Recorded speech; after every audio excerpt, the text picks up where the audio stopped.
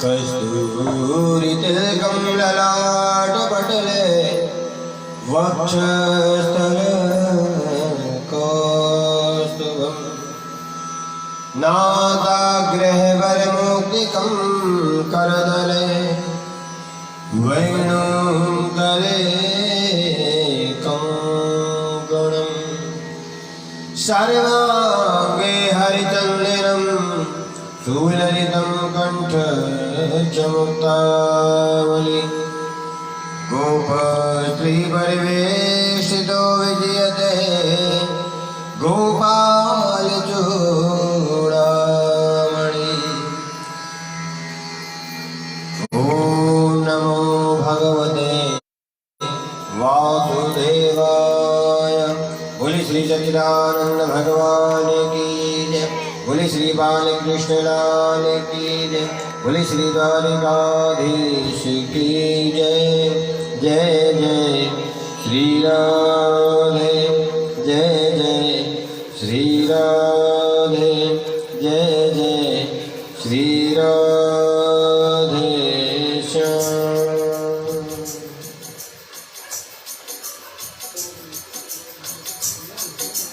श्री कृष्ण गोविंद हरे मुरारी, हे नाथ नारायण वासुदेवा। श्री कृष्ण गोविंद हरे मुरारी, हे नाथ नारायण वासुदेवा। श्री कृष्ण गोविंद हरे मुरारी, हे नाथ नारायण वासुदेवा। जय श्री कृष्ण गोविंद हरे मुरारी, हे नाथ नारायण वासुदेवा। हे नाथ नारायण वासुदेवा, हे नाथ नारायण वासुदेवा, हे नाथ नारायण वासुदेवा। श्री कृष्ण गोविंद हरे मुरारी, हे नाथ नारायण वासुदेवा। श्री कृष्ण गोविंद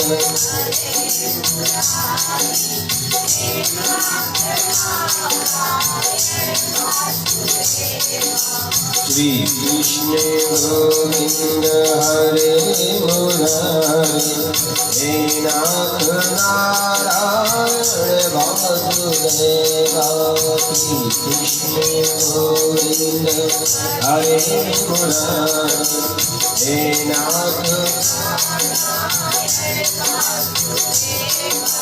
गोविंद मेरी यही प्रार्थना है। गोविंद गोविंद मेरी यही प्रार्थना है। गोविंद भूलूं ना मैं नाम कभी तुम्हारा, भूलूं ना मैं नाम कभी तुम्हारा। निष्काम होकर मैं दिन रात गाऊं, निष्काम होकर मैं दिन रात गाऊं। हे नाथ नारायण वासुदेवा। श्री कृष्ण गोविंद हरे मुरारी, हे नाथ नारायण वासुदेवा। श्री कृष्ण गोविंद हरे मुरारी, हे नाथ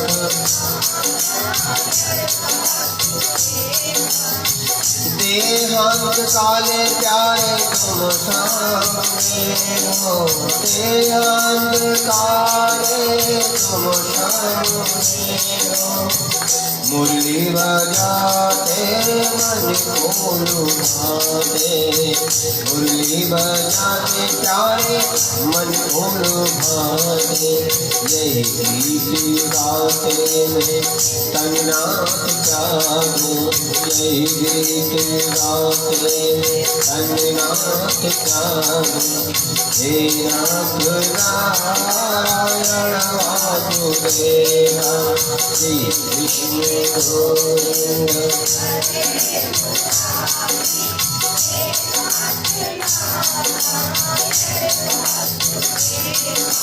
श्री कृष्ण गोविंद हरे मुरारी, हे नाथ नारायण वासुदेवा, श्री कृष्ण गोविंद।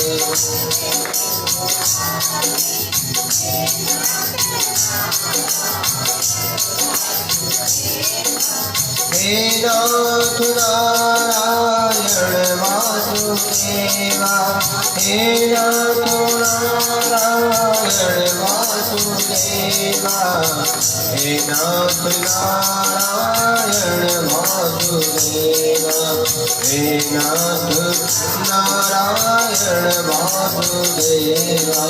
श्री कृष्ण गोविंद हरे मुरारी, हे नाथ नारायण वासुदेवा, हे नाथ नारायण वासुदेवा, हे नाथ नारायण वासुदेवा।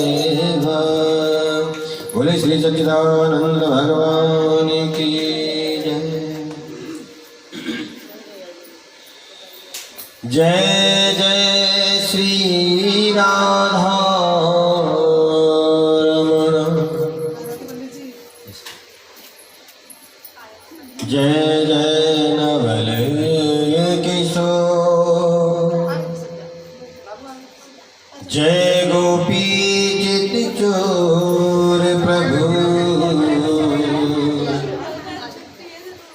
जय जय माखन चोर, जय जय माखन चोर। बोले माखन चोर भगवान की जय, बोले द्वारिकाधीश की जय। जय जय श्री राधे, जय जय श्री राधे, जय जय श्री राधे श्याम। परम मंगल में प्रातपर अखिलेश्वर अकारण करुणावर्णाले भक्त वांछा कल्पतरु, तड़ित विनिंदित पीतांबरधारी श्री बांके बिहारी लाल की वांगमयी प्रतिमूर्ति पद्म पुराण से संकलित कार्तिक महात्म की कथा। उपस्थित मेरे समस्त भगवत चरणानुरागी भक्त वृंद, आइए एक बार पुनः हम सभी समवेत रूप से एकत्रित होकर के ठाकुर जी के श्री चरण कमलों में उपस्थित हैं। कथा के चतुर्थ दिवस में एक बार पुनः हम सभी बड़े भाव के साथ प्रवेश कर रहे हैं, अवगाहन कर रहे हैं।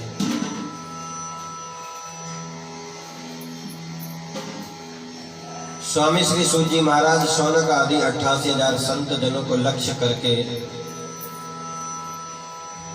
कार्तिक महात्म की कथा को श्रवण करा रहे हैं। सूत जी महाराज कहते हैं कि हे ऋषियों,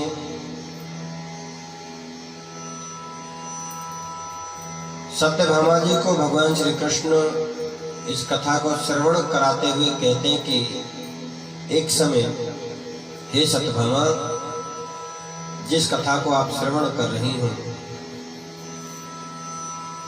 एक समय राजा पृथु जो वेणु के पुत्र हैं, वेणु माधव के पुत्र हैं, इन पृथु महाराज को इस कथा को श्रवण कराया। क्योंकि कल तक की कथा प्रसंग में हम श्रवण कर रहे थे सत्यभामा जी के प्रारब्ध पूर्व जन्म की कथा को श्रवण किया। तो याद होगा पिछले जन्म में सत्यभामा जी का नाम क्या था, याद है कि नहीं? अभी गुणवंती। गुणवंती, जो गुणों का भंडार हो, अच्छाइयों का जो भंडार हो, वो कोई भी देवी, कोई भी स्त्री गुणवती हो सकती है। बात समझ आई? कोई भी स्त्री गुणवती हो सकती है। गुणवती जी के पिताजी महाराज जो पूर्व जन्म के हैं वो देव शर्मा हुए। अगली बार वो सत्राजित बन करके आते हैं और उन्हीं की पुत्री सत्यभामा जी ठाकुर जी की प्रियसी पत्नी बन करके। कल के ही कथा प्रसंग में बड़े भाव के साथ हम सत्यभामा जी के पूर्व पिता और पति के देह त्याग की कथा को श्रवण कर रहे थे। कार्तिक स्नान करने से, दीपदान करने से, मंदिर की सेवा आदि करने से गुणवती जी को वैकुंठ की प्राप्ति हुई और फलस्वरूप भगवान जब द्वापर में पृथ्वी पर अवतरित हुए तो गुणवती भी सत्यभामा जी सत्राजित की पुत्री बनकर के पृथ्वी पर आई की कथा को कल तक हम श्रवण कर रहे थे।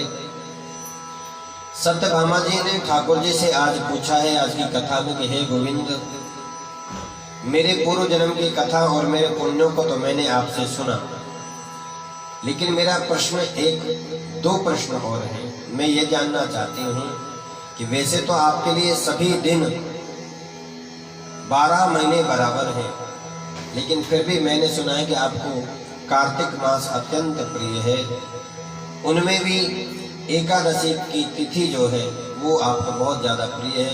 दोनों को ही मैं थोड़ा विस्तार से जानना चाहती हूँ।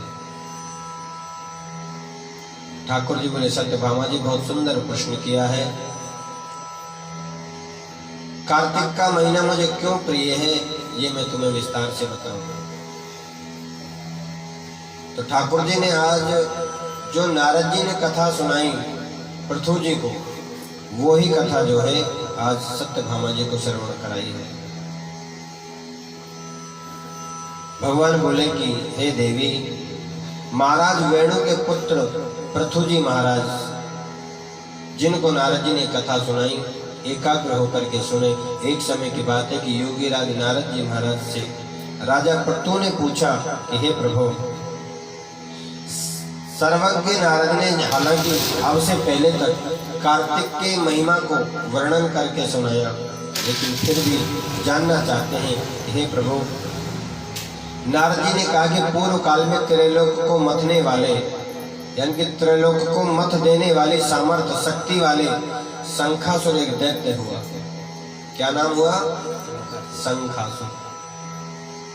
अब इस शंखासुर ने देखा कि सारे देवता लोग जो है स्वर्ग के राजा हैं, मृत्यु लोक को भी इन्होंने अपने आधिपत्य किया हुआ है और पाताल को भी इन्होंने अपने अधीन किया हुआ है, लेकिन हम भी तो कोई हैं।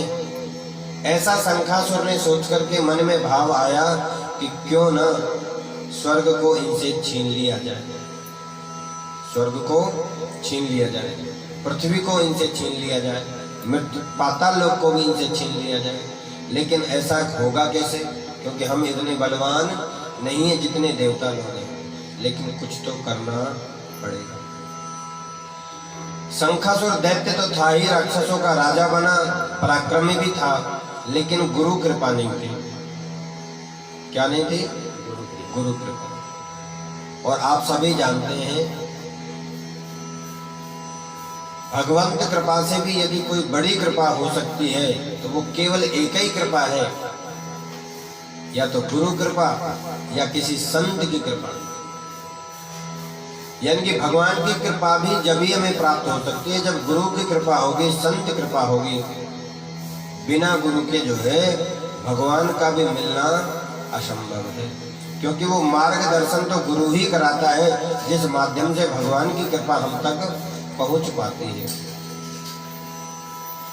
गुरु का मंत्र यदि प्रभावी हो गया, गुरु का मंत्र यदि कृपा कर गया, तो वो मंत्र आपको भगवान से मिला देगा। गुरु गोविंद दोनों खड़े, काके लागू पाए, बलिहारी व गुरु संत की, यानी गोविंद दियो मिलाए। काहे? समझ आ रही है? तो भगवान की कृपा पाने के लिए गुरु मंत्र लगाओ। जिस प्रकार नीचे से पानी टंकी में पहुंचाया जाता है तो उसमें यंत्र लगाना पड़ता है। कौन सा यंत्र? अभी यहाँ चल रही थी मोटर, है टुल्लू पंप जो होता है, मोटर जिसको हम कहते हैं। यानी कि नीचे के पानी को ऊर्ध्वगामी ऊपर ले जाने के लिए जिस प्रकार यंत्र लगाया जाता है, ऐसे हमारे नीचे जा रहे मन को ऊर्ध्वगामी बनाने के लिए मंत्र लगाना पड़ता है। और दोनों ही, यंत्र भी ऊपर पहुंचा देता है और मंत्र भी ऊपर ऊर्ध्वगामी बना देता है, भगवान से मिलाने वाला होता है। इसलिए गुरु कृपा बहुत ज्यादा जरूरी है। शंखासुर ने देखा कि भाई जब तक गुरु नहीं बनाएंगे तब तक काम चलेगा नहीं, इसलिए गुरु बनाना चाहिए। अब तुलसीदास जी महाराज ने भी वर्णन किया है, बिना गुरु के तो कुछ होता ही नहीं। बिन गुरु भव निधि तरहि न कोई, जो विरंच शंकर सम होई। आप कितने भी संपत्तिशाली हो जाओ भगवान शिव के बराबर, लेकिन बिना गुरु के आपका कल्याण नहीं है, क्योंकि उस धन से आप इस संसार के सुख को तो खरीद सकते हो, पर भवनिधि को तरने के लिए आपको गुरु की आवश्यकता जरूर पड़ेगी। इसलिए आपने देखा होगा गुरु परंपरा चली आ रही है, और जिनके गुरु नहीं होते ना, उनके यहाँ तो संत जो है ना, विद्वान संत जो है, गुणीजन तपस्वी, कहते भाई हम जल नहीं पिएंगे आपके घर। क्यों? बोले निगुरे हो, बिना गुरु के हो। बिना गुरु वाले घर से तो दीक्षा भी नहीं लेनी चाहिए, भिक्षा भी नहीं लेनी चाहिए, जलपान भी नहीं करना चाहिए। शंखासुर ने सोचा कि गुरु कृपा बहुत जरूरी है, क्योंकि बिना गुरु के वो ज्ञान, वो तप, वो बल हम में आएगा नहीं, और जब तक ये सब नहीं होगा तब तक हम देवताओं को परास्त कर नहीं सकते। सोई शंखासुर ने गुरुजी ढूंढे और गुरु मिल भी गए। नाम है शुक्राचार्य महाराज। शुक्राचार्य जी की शरण में गए। अब शंखासुर ने सोचा कि हम तो पहले से ही अभिमानी हैं, अहंकारी हैं, और हम राजाओं के महाराजा बन करके बैठ गए। ये बात शुक्राचार्य जी महाराज भी जानते हैं कि शंखासुर को अपने बल का अभिमान है, इसलिए इसको किसी की जरूरत तो है नहीं। पर आज ये हमारी शरण में आया है, या शंखासुर सोच रहे हैं कि आज मैं इनकी शरण में आया हूँ, कहीं गुरुजी अपनी कृपा से मुझे वंचित ना कर दें, इसलिए गुरुजी की कृपा मुझे प्राप्त करनी है, उसके लिए मुझे कुछ भी करना पड़े। सोई शुक्राचार्य जी महाराज के चरणों में जाकर के साष्टांग प्रणाम किया। क्या किया? साष्टांग प्रणाम। कभी कभी अति भक्ति जो है वो क्या दिखाती है जानते हो? गुजराती में कहावत है, अति भक्ति चोर लक्षणम। भाई ज्यादा भक्ति जब दिखाओगे तो कभी कभी वो गड़बड़ करा देती है, सामने वाला उसको गड़बड़ समझ जाता है। अब शुक्राचार्य समझ गया कि जो आदमी प्रणाम नहीं करता मुझे, वो आज साष्टांग प्रणाम कर रहा है, जरूर दाल में कोई काला है, गड़बड़ है। और 2-3 मंत्र और सुना दिए गुरुजी को, गुरुजी की प्रशंसा में। गुरुर् ब्रह्म गुरुर् विष्णु गुरुर्देवो महेश्वर गुरुर् साक्षात् परम ब्रह्म तस्मै श्री गुरुवे नमः। मंत्र का अर्थ तो बड़ा सुंदर है, पर शंखासुर ने इस मंत्र का भाव दूसरा बता दिया और क्या कहा शुक्राचार्य से कि गुरुदेव आप कोई किसी ब्रह्मा से कम थोड़े ही हो। गुरुर ब्रह्मा, ब्रह्मा जी सृष्टि की रचना करते हैं तो आप में भी तो वो सामर्थ्य, आप ब्रह्मा से कम थोड़े ही हो। आप भी हमारे अंदर संस्कारों की रचना कर सकते हो, हमारे अंदर बल पराक्रम ज्ञान की रचना कर सकते हो। शुक्राचार्य जी समझ गए यार तो बड़ी प्रशंसा कर रहा है, मुझे ब्रह्मा बता दिया। दूसरे शब्दों में बोले विष्णु, गुरुर ब्रह्म गुरुर विष्णु, आप कोई विष्णु भगवान से कम थोड़ी हो। विष्णु जी बनते होंगे तो लोकपति, आप भी किसी विष्णु से कम नहीं हो। क्या मतलब? बोले आपके पास ऐसा ऐसा ज्ञान है कि आप किसी की भी आजीविका, किसी का भी पालन पोषण करने की सामर्थ्य रखते हो। और तीसरा और भाव प्रस्तुत कर दिया, बोले महेश्वर आप कोई भगवान शिव से कम हो गया?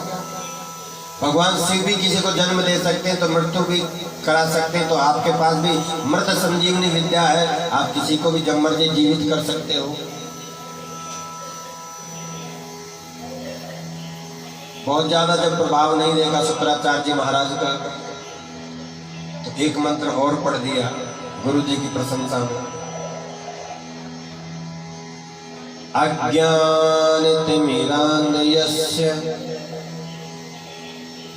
ज्ञानाञ्जनशलाकया चक्षुरुन्मीलितं येन तस्मै श्री गुरुवे नमः।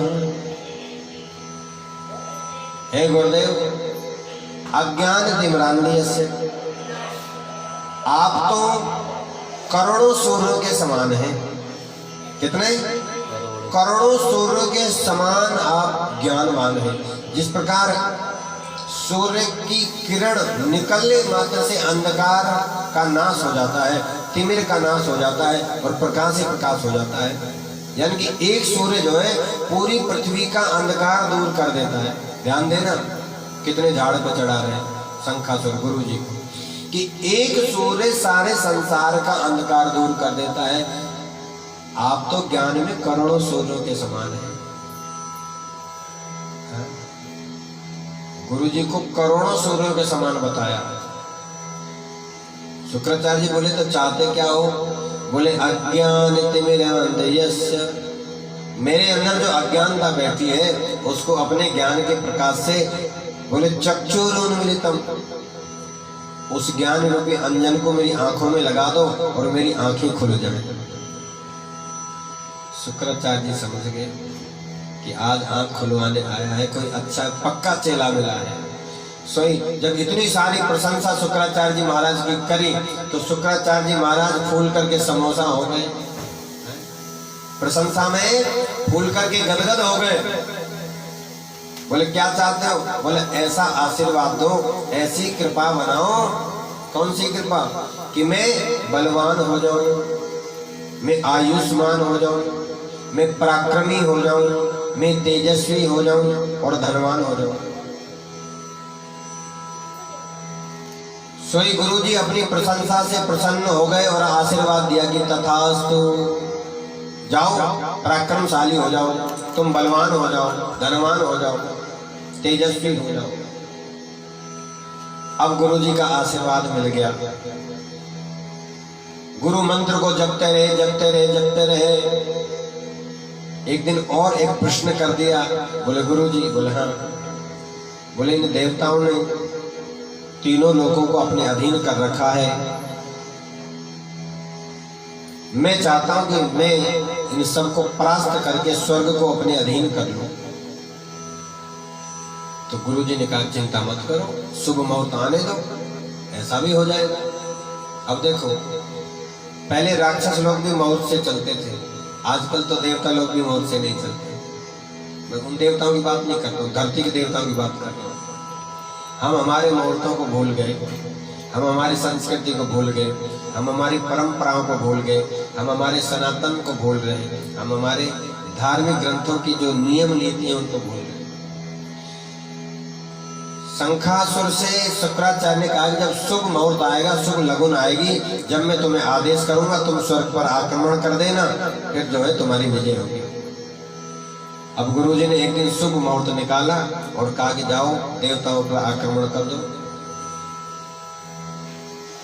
शंखासुर ने देवताओं पर धावा बोल दिया, सो इस स्वर्ग को अपने अधीन कर लिया।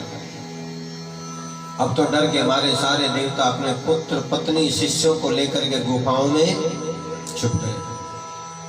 समय व्यतीत हुआ, डर के मारे गुफाओं में छिपते छिपते देवता लोग कई वर्ष बीत गए। शुक्राचार्य ने एक मुहूर्त और देख दिया, बोले जाओ पाताल पर भी धावा बोल दो। शंखासुर ने पाताल पर भी आक्रमण कर दिया और अपने अधीन कर लिया। अब पाताल का भी राजा बन गया। धीरे धीरे वो समय निकला और एक मुहूर्त और शुक्राचार्य ने देखा, कहा कि जाओ अब मृत्यु लोक पर भी आक्रमण कर दो। पर मृत्यु लोक में आक्रमण किस पर करें? क्योंकि राक्षसों की तुलना में हम लोग तो बिल्कुल इतने से वो हमसे तो बहुत ज्यादा पराक्रमी बलवान। लेकिन वास्तविकता क्या है कि देवताओं के पास भी जो बल है और पाताल के लोगों के पास भी जो बल था वो इस मृत्यु लोक वाले प्राणियों के कारण था। क्या मतलब? बोले जो इस पृथ्वी पर वेद मंत्रों का पठन पाठन करते हैं, यज्ञ करते हैं, जप तप करते हैं, इन वेद मंत्रों के कारण ही देवता लोग बलवान होते थे। इसलिए मेन ताकतवर स्थान कौन सा हुआ? बोले मृत्यु लोक, ये पृथ्वी लोक। यहाँ के मनुष्य जब जप करते हैं तब करते हैं, ब्राह्मण संत जब भगवान का भजन करते हैं, गौदान करते हैं, वस्त्र दान करते हैं, अन्न दान करते हैं, यज्ञ करते हैं, स्वाहा स्वाहा जब करते हैं तो इससे देवताओं को बल मिलता है और देवता किसी से परास्त नहीं होते। आपने देखा ही है, सभी ने जानते ही हो, जिस मंत्र को बोल करके स्वाहा किया जाता है, जिस देवता के मंत्र को बोल करके स्वाहा बोला जाता है, उसी देवता को बल मिलता है, उसी देवता को पराक्रम मिलता है, उसी देवता को वो आहुति प्राप्त होती है। यज्ञ में हम लोग हर बार बताते हैं कि स्वाहा जो है, कौन है स्वाहा?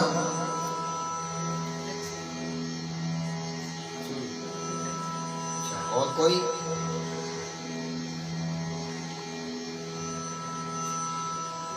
अनिल जी देवी जी को देख रहे हैं, देवी जी अनिल जी को देख रहे हैं, कुछ आप ही बता दो। बोलो राधे राधे। किसी की पत्नी हो, किसी की तो होगी, ऋषि की पत्नी। याद नहीं आया। अच्छा चलो भी याद आ जाए। स्वाहा जो है यज्ञ पुरुष अग्नि भगवान की पत्नी है। किसकी? अग्नि की पत्नी है। और स्वाहा की जो मीनिंग है, स्वाहा का जो अर्थ है वो क्या है? स्थानांतरण करना, यानी कि इस जगह से उस पार पहुंचा देने का नाम ही स्वाहा है।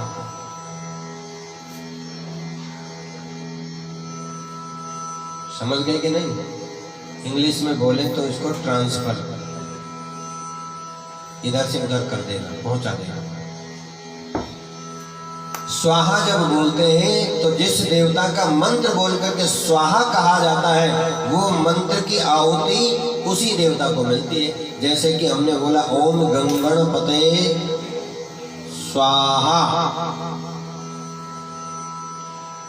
नमः नहीं लगाया जाता स्वाहा में, यज्ञ में नमः हर मंत्र से हटा दिया जाता है। तो हमने कहा ओम गंगणपतये स्वाहा। अब ये गणेश जी के पास पहुंच गए। ओम ऐं ह्रीं क्लीं चामुंडाय विच्चे स्वाहा किसके पास पहुंच गई? मां भगवती के पास पहुंच गई। ओम ह्रां ह्रीं ह्रौं से सूर्याय स्वाहा, सूर्य के पास पहुंच गई। अब जितने मंत्र की आहुति सूर्य को दी गई उतने में सूर्य ताकतवर हो गया, जितने गणेश जी को मिले उतने गणेश जी ताकतवर हो गए। कहने का मतलब शंखासुर समझ गए कि भाई ये वेद मंत्रों के कारण जो है देवता बलवान होते हैं और मुझे कुछ करना पड़ेगा। वैसे तो अधीन कर लिया मृत्यु लोक को भी, लेकिन हमारे मृत्यु लोक में भारतवर्ष में ऋषि मुनियों की कमी नहीं है, जो पहले से कंदराओं में छुपे हैं, तपस्या में लीन है, ध्यान में बैठे। मनुष्य प्रजाति को अपने अधीन करने के बाद में शंखासुर ने देखा कि देवता अभी भी बलवान हो रहे हैं, अभी भी कमजोर नहीं पड़े, इसलिए मुझे कुछ और करना पड़ेगा। सो शुक्राचार्य जी महाराज के पास में फिर गया, बोले महाराज मैंने तीनों लोगों को परास्त तो कर दिया, अधीन तो कर लिया, पर देवता अभी भी बलवान है, मैं उनको मार नहीं सकता। ऐसा कुछ करो जो ये बिल्कुल निर्बल हो जाए, कमजोर हो जाए, ऐसी कोई व्यवस्था। शुक्राचार्य जी ने अभी देखो शंखासुर ने स्तुति करी थी कि अज्ञान तिमिरांधे से ज्ञानांजन सलाखा, आप तो करोड़ों सूर्यों के समान तेजस्वी हो, ज्ञानी हो, इसलिए कोई ऐसी कृपा करो। शुक्राचार्य जी ने ध्यान लगाया और ध्यान में देखा कि देवता लोग किससे बलवान होते, ओहो, बोले वेदों के मंत्रों से बलवान होते, इसलिए क्या करें, बोले ना रहे बांस और ना बजे बांसुरी। अब भैया बांसी का पेड़ ही उखाड़ देंगे तो बांसुरी पैदा कहां से होगी। शुक्राचार्य जी ने कहा कि जाओ तुम वेदों की चोरी कर लो, वेदों का हरण कर लो, वेद तुम्हारे अधीन हो जाएंगे, तो फिर ब्राह्मण लोग संत लोग आहुति किसकी देंगे, क्योंकि मंत्र तुम्हारे कब्जे में हो जाएंगे। तो फिर देवता यदि उनके पास स्वाहा स्वाहा नहीं पहुंचेगा तो वो वैसे ही कमजोर होते चले जाएंगे, इसलिए जाओ वेदों की चोरी करो। अब शंखासुर को तो मार्ग मिल गया, ज्ञान मिल गया कि चोरी किसकी करें, वेदों की, पुराणों की। इधर वेद मंत्रों ने देखा कि ये दुष्ट हमारा हरण कर लेगा और जिससे क्या होगा, बोले देवताओं का कल्याण नहीं होगा, देवता कमजोर पड़ जाएंगे, देवता अधीन हो जाएंगे। इसलिए वेद मंत्रों ने क्या किया जानते हो, अभी जो क्वार का महीना गया, क्वार जानते हो ना, हैं? आधे जानते, आधे ऐसे जबरदस्ती हाँ कर रहे। अश्विन का महीना जिसमें अभी नवरात्रि गई, आश्विन मास के शुक्ल पक्ष की एकादशी, दशहरे के अगले दिन वाली, ऐसा समझ लो, अब तो जल्दी समझ जाओगे। दशहरे के अगले दिन वाली एकादशी वाले दिन शंखासुर आया कि मैं वेदों को अपने अधीन कर लूं। उसी दिन वो वेद मंत्रों ने देखा कि हमें कहीं छुप जाना चाहिए ताकि हम इसे मिलेंगे ही नहीं, तो ये हमें छुपाएगा क्या, बाद में हम निकल करके फिर आ जाएंगे। तो उसी एकादशी वाले दिन शंखासुर इन वेद मंत्रों की चोरी करने गया और उसी एकादशी को वेद मंत्र समुद्र में जाकर के छुप गए। तो ऐसा प्रसंग आता है इस कार्तिक कथा में कि कार्तिक का जो महत्व है पूर्ण रूपेण वो आश्विन की एकादशी से ही आरंभ हो जाता है। कार्तिक स्नान अश्विन की एकादशी से ही शुरू हो जाता है। कब तक चलेगा, बोले जितने दिन ये वेद जल में रहेंगे उतने दिन तक ये कार्तिक महीना चलेगा। हालांकि ये कथा का टॉपिक बाद का है पर बता पहले ही देते हैं। उस एकादशी को जाकर के समुद्र में छुप जाते हैं, जल में वास करते हैं और आने वाली कार्तिक के महीने की देव उठनी एकादशी, देव प्रबोधनी एकादशी, जिस दिन देवता जगते हैं, उस दिन भगवान नारायण इन मंत्रों को निकाल करके लेकर के आते हैं ऋषियों के माध्यम से। तो जल में इन मंत्रों का प्रभाव कितने दिन रहा, इस एकादशी से उस एकादशी तक, यानी कि एक महीना। तो एकादशी कार्तिक का स्नान जो है इस आश्विन एकादशी से कार्तिक देव उठनी एकादशी तक का ही है। उसके बाद के 5 दिन जो है वो भीष्म पंचकों के होते हैं, जानते हो ना सभी, यानी कि कार्तिक स्नान इस एकादशी से वहां तक कर सकते हैं। उसके बाद 5 दिन भीष्म पंचक के हैं, वो भी कार्तिक में ही, लेकिन वो किसके लिए जानते हो, वो किसका कल्याण करने के लिए, हम सबका तो है ही, पर इसी माध्यम से वो 5 दिन हमारे पितरों का कल्याण करने के लिए बनाया गया। आप जानते होंगे उन 5 दिनों में हम तेल की अखंड दीप जो है तुलसी माँ के पास काले तिल आदि डाल करके जगाते हैं। उन्हीं 5 दिनों में भगवान शालिग्राम जी का पूजन तुलसी जी के समीप आंवला चढ़ा करके करने का महत्व बहुत ज्यादा माना गया है।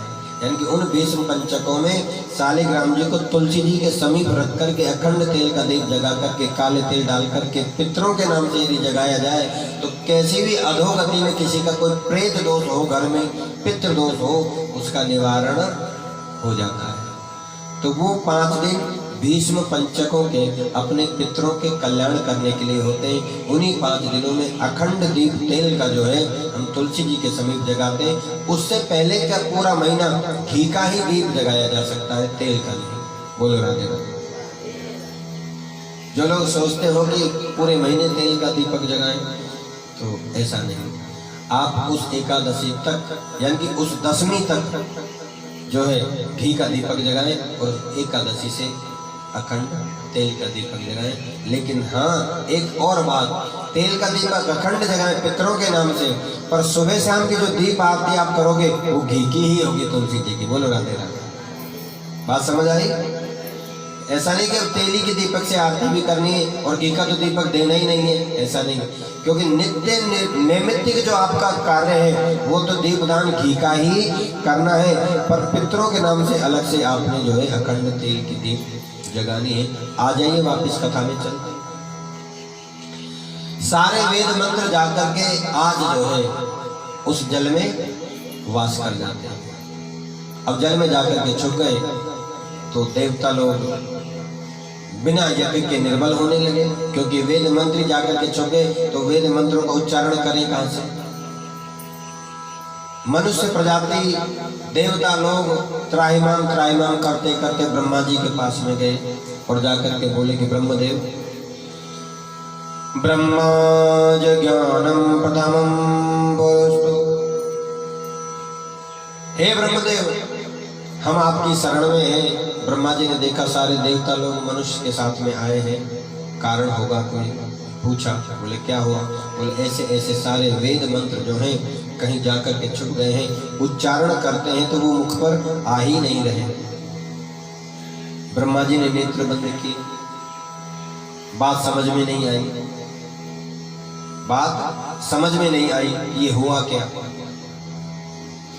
क्योंकि ब्रह्मा जी भी दिव्य दृष्टि से जब ही देख पाते जब वो मंत्र स्मरण करते, वेदों से पूछते, पर मंत्र ही नहीं है तो फिर देखें कैसे। ब्रह्मा जी सभी देवताओं को लेकर के पूरे सीधे कहां पहुंचे? क्षीर सागर में, जहां भगवान शयन कर रहे हैं। इस समय भगवान विष्णु 4 महीने के लिए सो जाते हैं। क्या करते हैं? देवशयनी एकादशी वाले दिन भगवान सो जाते हैं। अब ब्रह्मा जी देवताओं को लेकर के गए, लेकिन वहां तो भगवान सो रहे हैं। अब भगवान को जगाएं कैसे? ये कब की बात है? जब से वेद मंत्र समुद्र में गए हैं और प्रयास करते करते करते करते देवता और ब्रह्मा जी को 1 महीना हो गया। कितना दिन? 1 महीना। वही कार्तिक की शुक्ल पक्ष की देव प्रबोधिनी देव उठनी एकादशी आ गई। उस समय भगवान के पास में देवता पहुंच गए।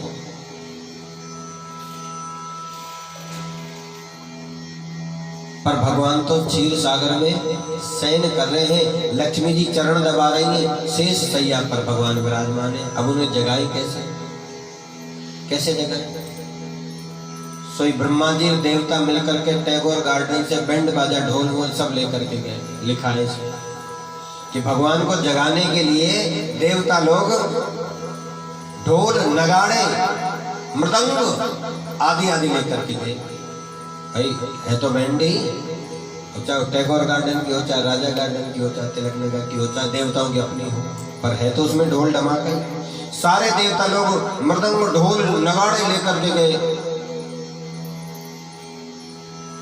गायन करने वाले, वादन करने वाले लेकर के गए, नृत्य क्या लेकर के गए। हालांकि भगवान को नृत्य क्या हो चाहे मत हो उससे कोई मतलब नहीं, पर गायन वादन जहाँ होता तो नृत्य क्या स्वतः ही प्रकट हो जाती है। अब तो जाकर के भगवान के समकक्ष उन्होंने भगवान की सुंदर स्तुति करी। पहले तो स्तुति करी, यही वो स्तुति जो क्षीर सागर में देवताओं ने भगवान की करी, क्योंकि भगवान इस समय सो रहे होते हैं। शांताकारं भुजगशयनं पद्मनाभं सुरेश्वरं विश्वाधारं गगनसदृशं मेघवर्णं शुभांगं लक्ष्मीकान्तं कमलनयनं योगिविधानिगम्यं वन्दे विष्णु भवभयहरणं सर्वलोकैकनाथम्।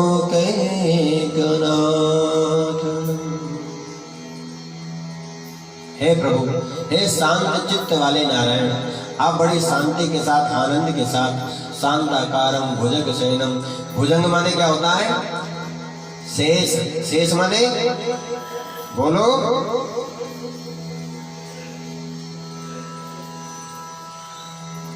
शेष माने अवशेष। शेष माने जो लास्ट में बचता है थोड़ा सा, वो होता है ना? ऐसे करो सही है, तो नहीं तो ऐसे ऐसे करो। अरे कछु तो करो, या ऐसे भी कर दो, ऐसे भी कर दो। शेष माने जो थोड़ा सा बचता है लास्ट में, वही ना? ठाकुर जी ना हाँ करने ना करें, बल्कि मुस्कुराने, क्योंकि पता है कुछ गड़बड़ जरूर है। शेष माने अभी आपको हिंदी में बताया कि भुजंग माने सर्प, और शेष माने भी सर्प ही होता है, नाग होता है, शेष नाग। तो यहाँ लिखा है भुजग शयनम।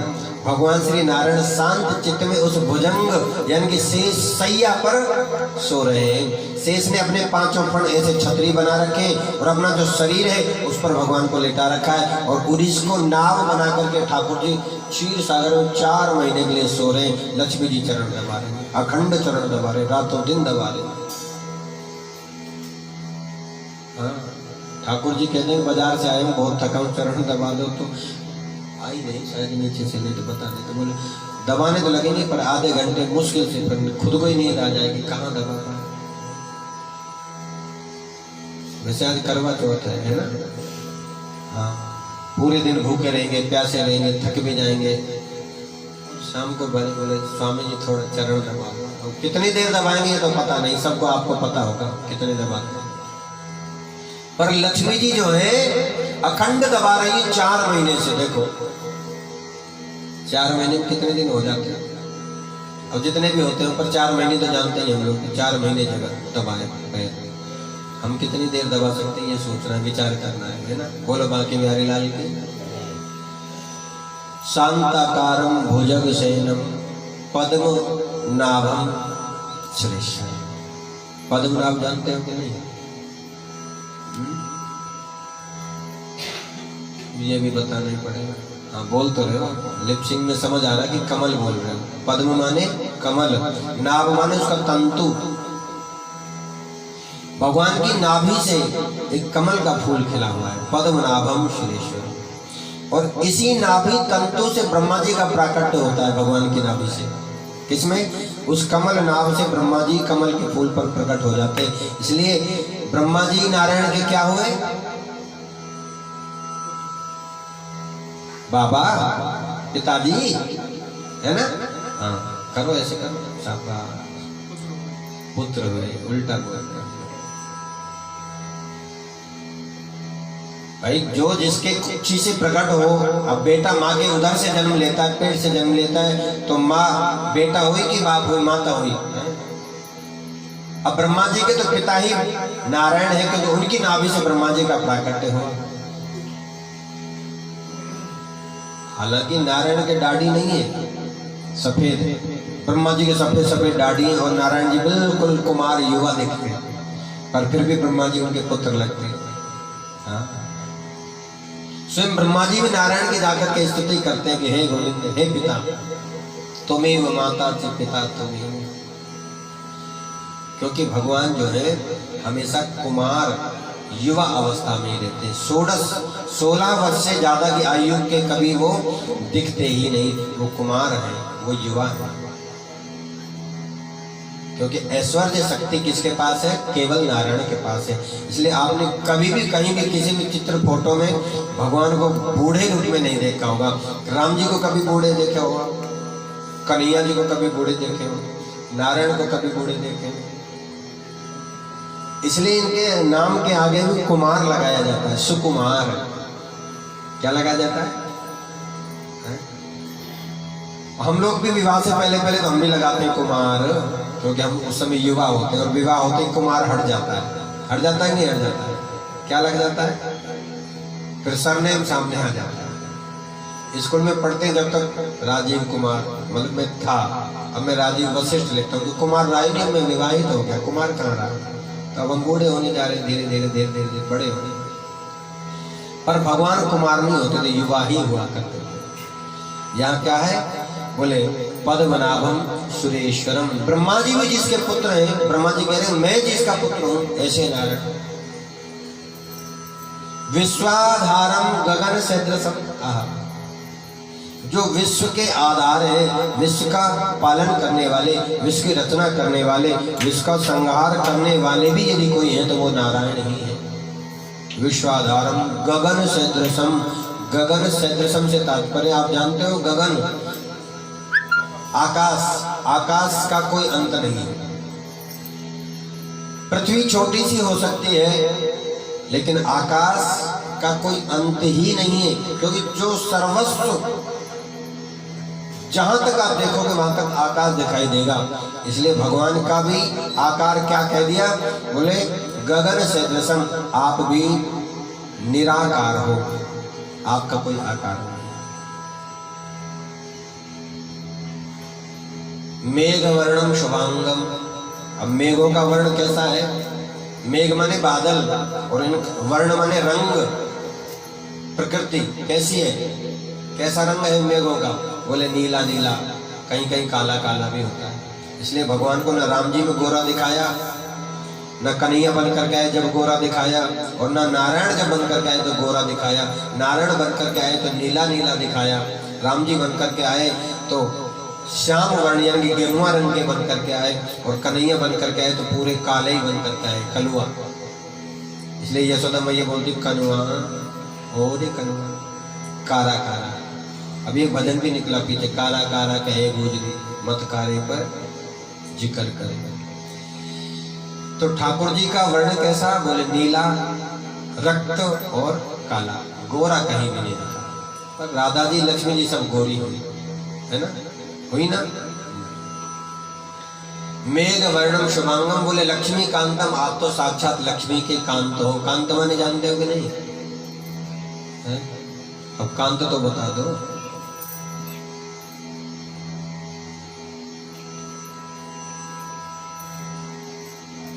अरे आज तो उन्हीं का दिन है, हाँ मतलब उन्हीं का दिन है, इसका मतलब अब समझे वहां।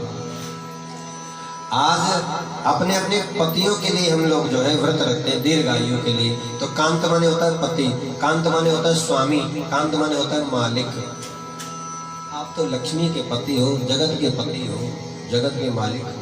लक्ष्मी कांतम कमल नयनम, जो कमल नाभि से निकला है, उस कमल की पंखुड़ियों की आकृति जैसी सुंदर सुंदर मेरे ठाकुर जी की आंखें हैं। थाकी से नयन, बादाम से मोहन, चीनी सी गारी दही जब मुखते,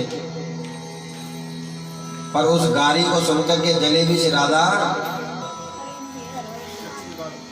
कमल नयनम, कमल के सदृश से जिनके सुंदर नयन है। योगी भी ध्यान गम्यम, योगी जो सदा अपने हृदय में जिनका ध्यान करते हैं, योगी सदा भगवान का ध्यान करते हैं। योगी गम्यम वंदे विष्णु भव भय हरणम, ऐसे भगवान श्री नारायण को वंदना करो जो सारे संसार के भय का नाश करते हो। वंदे विष्णु भव भय हरणम, एक एक शब्द बड़ा आनंद का है इस मंत्र का, इस स्तुति का। ऐसे ब्रह्मा जी सहित देवता लोग भगवान से कह रहे हैं वंदे विष्णु भव भय हरणम। भव माने संसार, इस संसार रूपी भय का निराकरण करने वाले हे श्री नारायण भव हरणम। वंदे विष्णु भव भय हरणम सर्वलोकैक नाथनम, तीनों लोकों के नाथ तो आप हैं। फिर वो शंखासुर तीनों लोकों का राजा कैसे बन रहा है, इसलिए हम आए हैं। बात समझ आई? नहीं आई? नहीं आई तो ऐसे करो, नहीं तो ऐसे ऐसे कर दो, आई हो तो, ताकि हमें पता तो लगे आई समझ। नहीं आई? अच्छा नहीं आई, आई आप तो मुझे कंफ्यूज करो, कभी ऐसे कर दो, कभी ऐसे कर दो, कभी ऐसे नहीं समझ।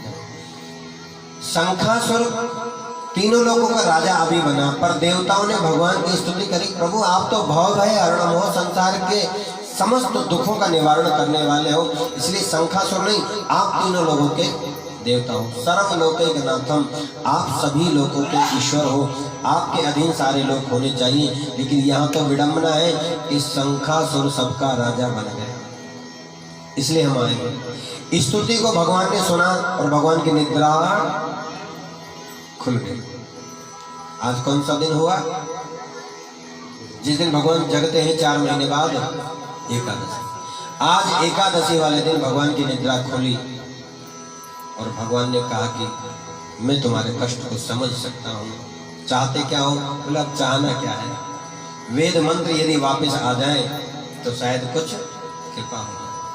इधर शंखासुर को पता चल जाता है कि सारे देवता लोग नारायण के पास में गए हैं वेद मंत्रों के लिए। इससे पहले नारायण उन वेद मंत्रों को ला करके देवताओं को दे, उससे पहले ही हमें जो है उन मंत्रों को चुरा लेना चाहिए। अब शंखासुर जल में प्रवेश कर जाता है।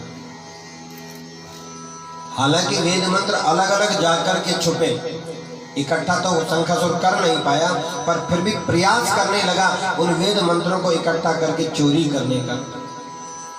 भगवान ने कहा था कि चिंता मत करो, समय आने पर मैं जो है शंखासुर का नमो नारायण कर दूंगा और वेद मंत्रों को लेकर के आऊंगा।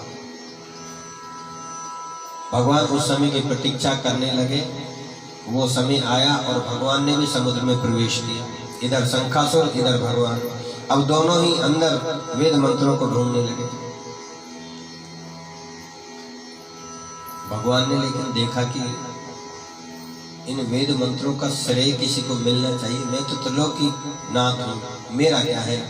मैं तो सर्वस्व, सारा संसार मेरी स्तुति गुणगान करता है, लेकिन किसी और को भी श्रेय मिले, इसलिए मुझे कुछ ऐसा करना चाहिए।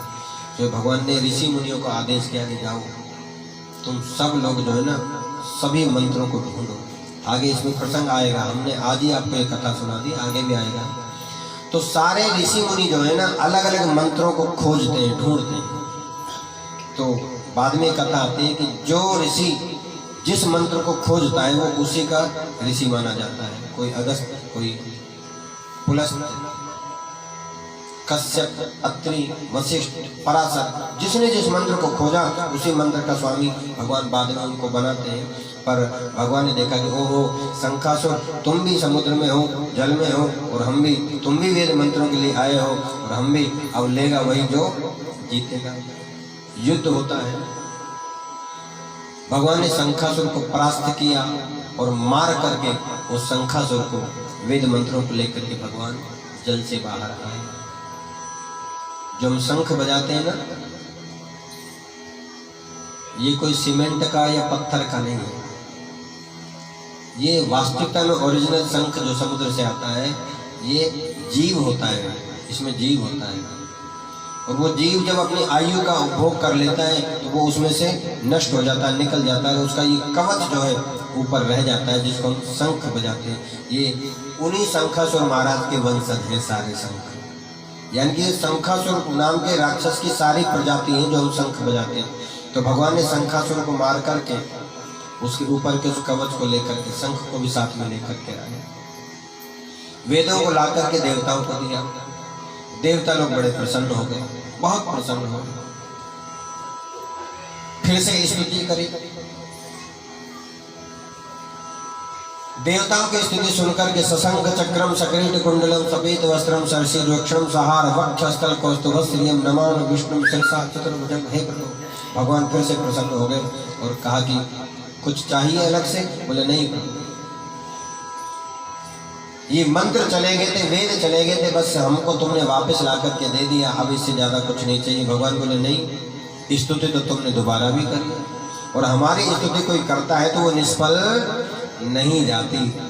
ये प्रश्न, ये बात जानते हो क्या द्योतक है?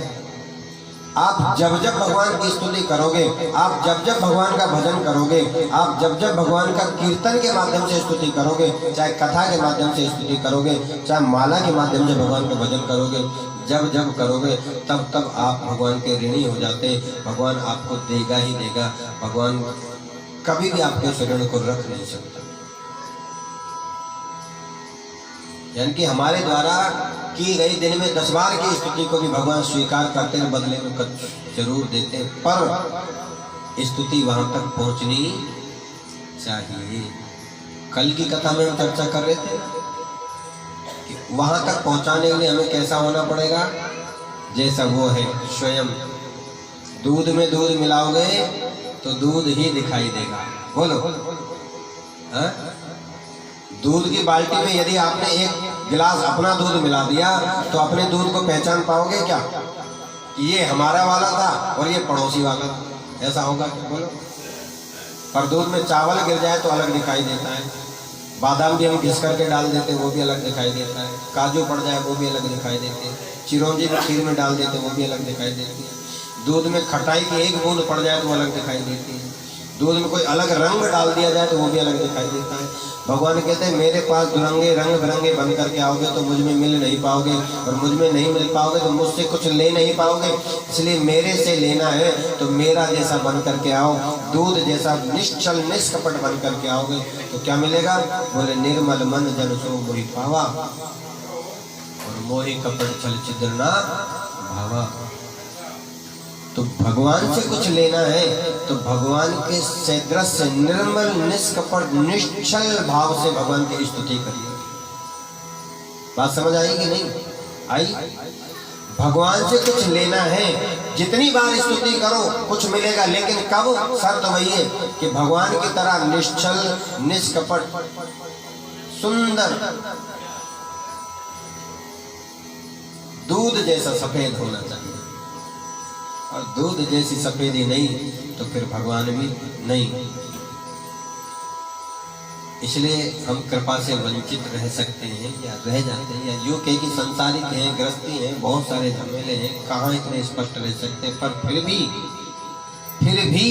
भाएं कुभाएं अनक आलसहूं, और नाम जपत मंगल दिस दसहूं। चाहे जैसी भी स्थिति में रहो, चाहे थोड़ा लेवे, जबरदस्ती लेवे, आलस से लेवे, भाव से लेवे, कुभाव से लेवे, अभाव से लेवे, लेते रहो लेते रहो लेते रहो, कुछ तो मिलता ही रहेगा, मिलता ही रहेगा, मिलेगा ही मिलेगा। स्तुति देवताओं ने दोबारा करी तो भगवान ने कहा कि नहीं, स्तुति तो तुमने दोबारा करी है, और दोबारा स्तुति का भी हम तो फल देंगे, क्योंकि बिना दिए तो हमसे रहा ही नहीं जाता। हमारी कोई स्तुति करे हम बदले में दे नहीं, ऐसा हो नहीं सकता, ऐसा तो हमारा स्वभाव ही नहीं है। देवता बोले तो प्रभु आप अपनी सुविधा से दे दो, जो भी देना चाहो, हमें तो जो चाहिए था हमने मांग लिया और आपने हमें ला करके दे दिया। तो भगवान कहते हैं अपनी सुविधा से फिर हम देते। सुनो, आश्विन मास की एकादशी को वेद मंत्र समुद्र में जल में जाकर के छुपे, और शुक्ल पक्ष कार्तिक में वो तक इस जल में निहित रहे। इसलिए जो व्यक्ति हर वर्ष इस दिनों में, इन दिनों में, किन दिनों में? बोले आश्विन की एकादशी से कार्तिक के शुक्ल एकादशी तक के बीच के समय तक में हर वर्ष मंत्र जो है जल में आकर के रहा करेंगे। ये हमारी आज्ञा है।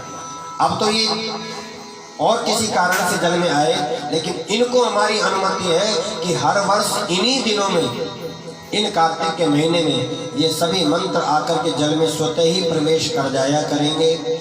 और इस जल से जो स्नान किया करेगा उसको इन वेद मंत्रों को पढ़ने से, जपने से, आहुति देने से जो फल मिलता होगा वो केवल इस जल में इनका वास होने के कारण उससे स्नान करने मात्र से वो फल प्राप्त होगा। इसलिए हमें ये कार्तिक का महीना सभी महीनों से श्रेष्ठ घोषित कर देते हैं। इस कार्तिक के महीने में वेद मंत्र स्वतः ही से जल में आया करेंगे, और इस जल से जो स्नान किया करेगा उसको वेदों का फल प्राप्त हुआ करेगा। ये भगवान ने कहा कि ये हमारी ओर से हर वर्ष की सुविधा। देवता बोले प्रभु आपने तो सबका कल्याण कर दिया, ये तो बिन मांगे मोती मिले वाली बात आपने कर दी कि बिना किसी के मांगे ही आपने उन सब का कल्याण कर दिया। जो व्यक्ति हर वर्ष कार्तिक के महीने का स्नान किया करेगा उसको तो वेदों का फल मिलेगा। भगवान बोले बिल्कुल मिलेगा, क्योंकि हर वर्ष इस महीने में वेद मंत्र अपने आप ही जल में आकर के रहा करेंगे तो वो फल मिलेगा। लेकिन इसमें भी एक शर्त है, इसमें भी एक शर्त लगा दी भगवान कि इस स्नान का फल जब ही मिल सकता है जब कार्तिक व्रती व्यक्ति जो स्नान करता हो वो सूर्य निकलने से पहले पहले स्नान कर लेगा, तब तो मिलेगा। और सूर्य की किरण पड़ते ही वेद मंत्र निकल करके वापस अपने अपने स्थान में पहुंच जाया करेंगे। बोलो राधे राधे। तो कार्तिक स्नान इसीलिए सूर्य निकलने से पहले करना अनिवार्य है। वैसे तो रोजाना ही स्नान सूर्य निकलने से पहले करना चाहिए, पर खास करके कार्तिक स्नान जो करें, जो वेद मंत्रों का फल चाहते हो कि हमें मिले, वो कार्तिक में प्रातः काली अमृत वेला में स्नान करें। अब अमृत वेला का समय जानते हो? हाँ? प्रातः काल 3 बजे से लेकर के जब तक सूर्य नहीं निकले तब तक का समय जो है अमृत वेला का है, क्योंकि उस समय में चंद्रमा की संतप्त किरणों में अधिक ज्यादा अमृत का प्रभाव होता है और उस समय में किया हुआ स्नान अमरता को प्रदान करता है। अमरता जानते हो? अमरता जानते हो कि नहीं जानते? देखो, जानते भी फिर भी मना कर रहे हैं, और कुछ जानते भी कुछ नहीं भी जानते।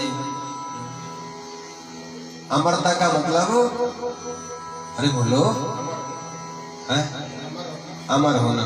ये सब कोई जानता है कि अमर होना, पर अमरता का मतलब ये नहीं है।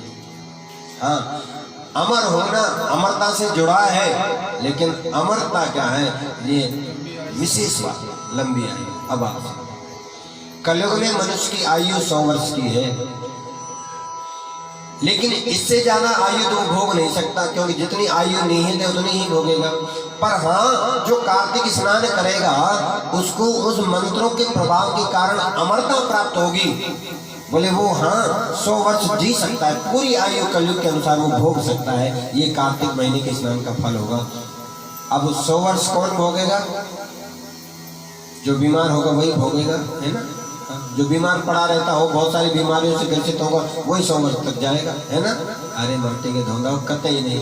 जो स्वस्थ रहेगा पूरी तरह वही 100 वर्ष जी पाएगा। बीमार आदमी तो 60, 50, 55, 40 में लुढ़क लेता है, टाइम से निकल लेता है। कार्तिक व्रती व्यक्ति स्वस्थ रहता है, निरोगी रहता है, वो दीर्घायु को प्राप्त करता है। इसलिए अमृत वेला में किया गया स्नान अमरता को प्रदान करता है, और कलयुग की आयु के अनुसार व्यक्ति उतनी आयु तक जाता है। और जो नित्य निरंतर ही इस अभ्यास को करते, खाली कार्तिक में नहीं, हमेशा ही ऐसा करते हैं, वो कभी कभी कलयुग में भी 100 वर्ष से शतायु से आगे चले जाते हैं। बोलो राधे राधे।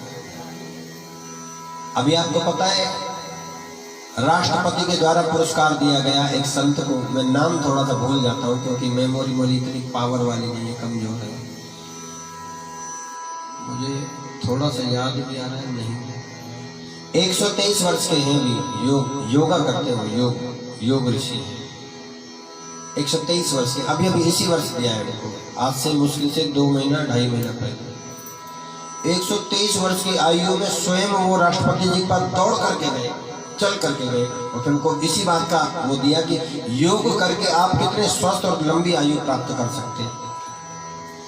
कितने वर्ष गए? यानी कि कलयुग की आयु 100 ही वर्ष गणना की गई है, और वो 100 वर्ष से भी 23 और आगे चले गए। ये किसका प्रभाव है? बोले नित्य निरंतर जो इस तरह करते हैं, अपनी दिनचर्या का ध्यान रखते होंगे, वो इस आयु से भी ज्यादा जी सकते हैं। तो फिर कार्तिक की तो कम से कम साल में 11 महीने हम मौज मस्ती करते हैं, लेट उठते हैं, तो 1 महीना तो कम से कम चकाचक उठ करके अपने स्वास्थ्य को बना सकते हैं। 100 वर्ष से ऊपर नहीं जाना चाहते तो कार्तिक महीना नहाओ, 100 वर्ष तो कम से कम जाओ। समझ रहे हैं कि नहीं? तो भगवान ने क्या कहा बोले इसी कारण मुझे ये 12 महीनों में कार्तिक मास प्रिय हुआ। सत्यभामा जी प्रश्न क्या था? बोले आपको कार्तिक का महीने क्यों प्रिय हुआ? एकादशी तिथि क्यों प्रिय हुई?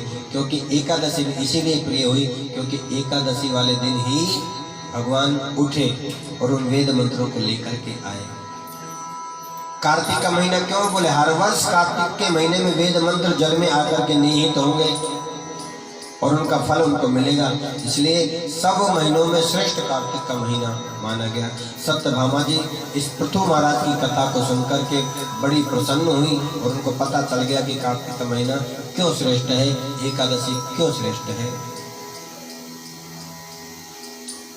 अध्याय के अंत में लिखा है कि जो भी प्राणी इस कथा को सुनता है, कहता है, सुनाता है या कार्तिक स्नान करता है, उसे दीर्घायु प्राप्त होती है, उसे लक्ष्मी की कृपा प्राप्त होती है, उसे भगवत कृपा प्राप्त होती है और इसी तरह वो अपने जीवन में समय समय पर हर वर्ष स्नान करके शतायु दीर्घायु प्राप्त करता है।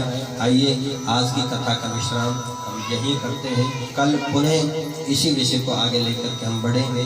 तब तक के लिए राधे राधे। आइए आरती से पूर्व एक छोटा सा भजन जो है गुनगुना लेते हैं। बोले सच्चिदानंद भगवान की जय।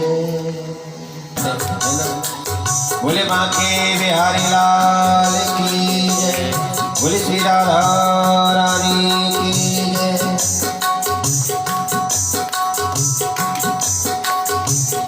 मैं हूँ तुम्हारा, तुम हो हमारे। मैं हूँ तुम्हारा, तुम हो हमारे। तुझ सा न प्यारा कोई है श्याम प्यारे। मैं हूँ तुम्हारा, तुम हो हमारे। तुझ सा न प्यारा कोई है श्याम प्यारे। मैं हूँ तुम्हारा, तुम हो हमारे। तुझ सा न प्यारा कोई है श्याम प्यारे। तुम हो समुंदर, मैं बूंद तेरी। तुझसे अलग क्या है पहचान मेरी। तुम हो समुंदर, मैं बूंद तेरी। तुमसे अलग क्या है पहचान मेरी। जो कुछ भी पाया मैंने तुमसे मिला रे। जो कुछ भी पाया मैंने तुमसे मिला रे। तुम सा न प्यारा कोई है श्याम प्यारे। मैं हूँ तुम्हारा, तुम हो हमारे। मैं हूँ, गाइए, तुम हो हमारे। तुझ सा न प्यारा कोई है श्याम प्यारे। मैं हूँ, गाइए गाइए, एक बार हम, एक बार आप, क्या हो।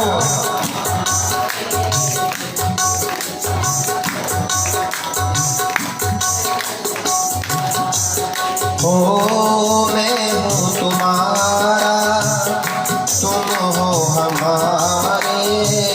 तुम सा न प्यारा कोई है श्याम प्यारे।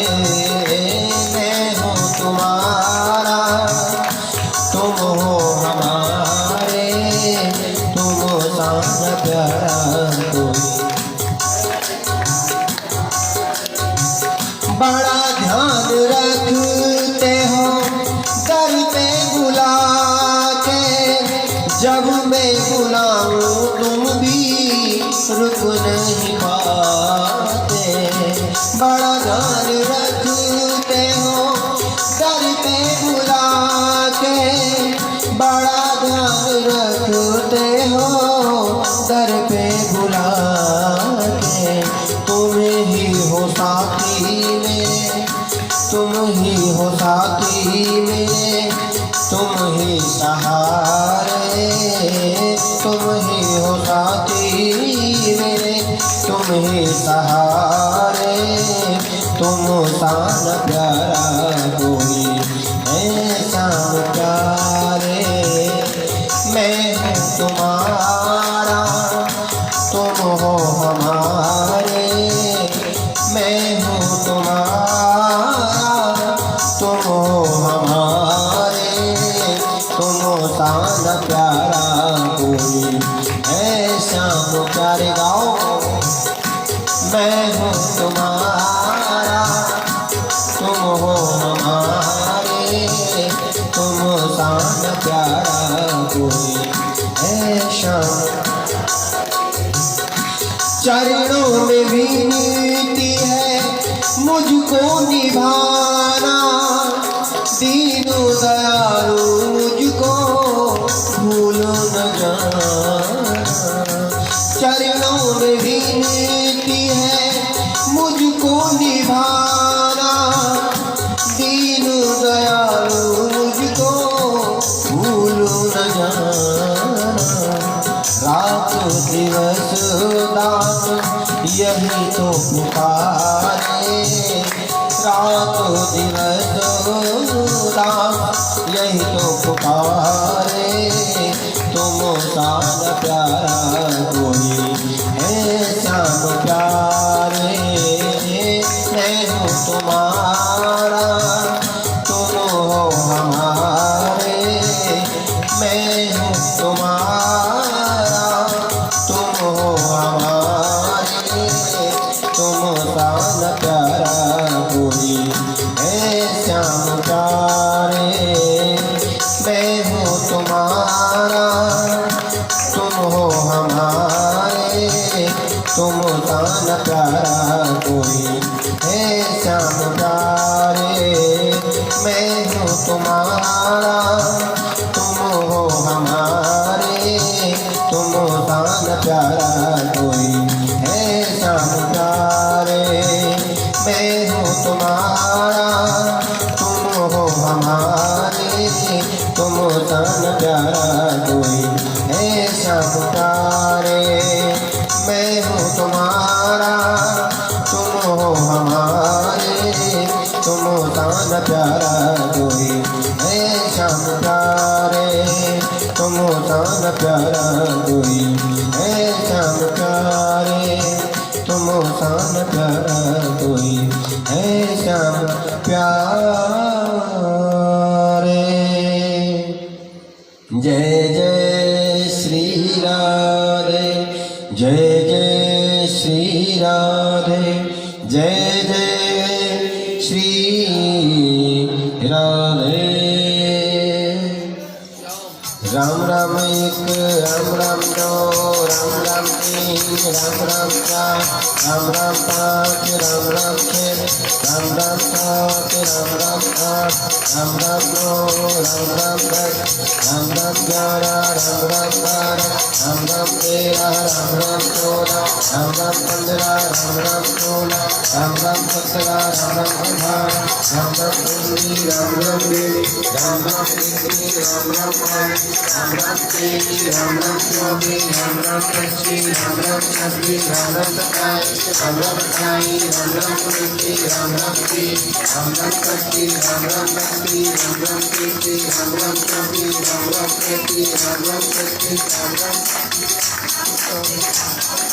राम राम 40, राम राम 42, राम राम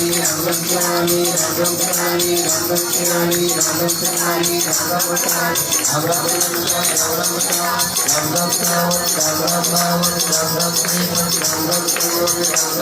राम राम 44, राम राम 45, राम राम 46, राम राम 47, राम राम 48, राम राम 49, राम राम 50, राम राम 55, राम राम 60, राम राम 61, राम राम 52, राम राम 53, राम राम 54, राम राम 55, राम राम 56, राम राम 57, राम राम 58, राम राम 59, राम राम 60, राम राम 61, राम राम 62, राम राम 63, राम राम 64, राम राम 65, राम राम 66, राम राम 70, राम राम 72, राम राम 73, राम राम 74, राम राम 75, राम राम 76, राम राम 77, राम राम 78, राम राम 77, राम राम 78, राम राम 79,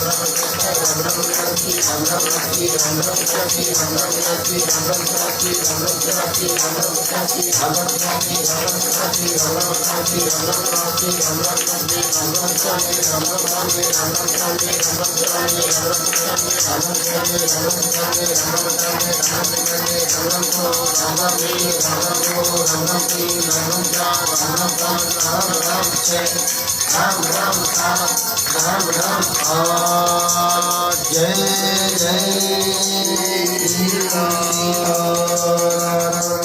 जय जय सीताराम जय जय सीताराम